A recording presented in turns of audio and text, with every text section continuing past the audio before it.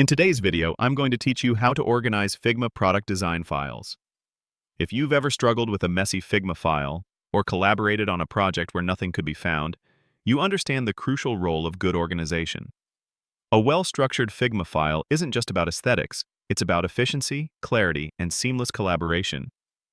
It makes handoffs smoother and helps new team members quickly understand the project. Let's dive into practical steps to bring order to your design chaos. First, let's open up Figma. Whether you're using the desktop application or accessing it via your web browser, navigate to the specific design file you wish to organize. This foundational step begins our journey to transform a potentially overwhelming workspace into an intuitive, easy-to-manage project. Take a moment to survey your current file, noting any cluttered areas. These are prime candidates for our organizational efforts.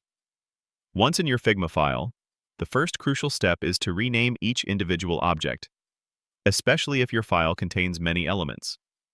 By objects, we mean everything from individual layers, groups, and components to icons and images.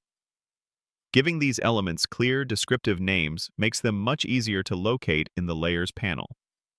For instance, instead of Rectangle 1 or Group 3, use names like Primary Button Background or User Profile Card.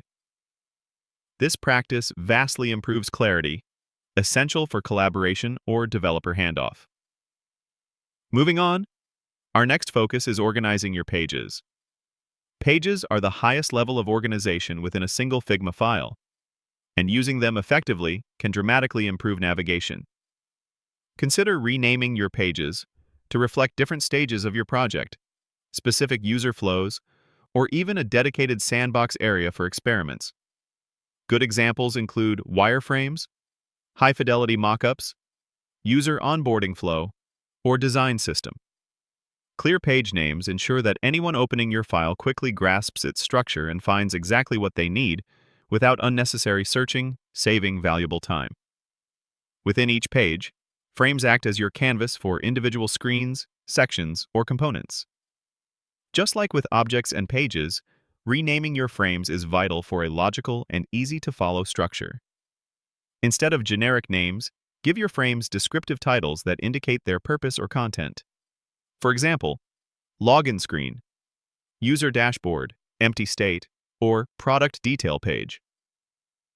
This helps keep your designs neatly compartmentalized and simplifies navigation between different views, which is incredibly helpful when presenting your work or collaborating with others. Finally, we'll dive into renaming the more granular elements, your shapes, text layers, vector paths, and any other individual components within your frames.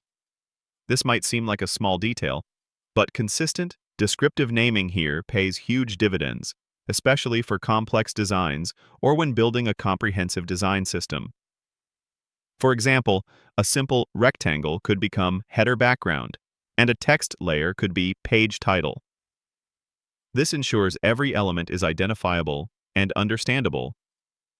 When combined with good grouping, it creates an exceptionally clean, professional file structure that is a joy to work with and a breeze for others to understand. Always aim for clarity and ease of use for everyone involved.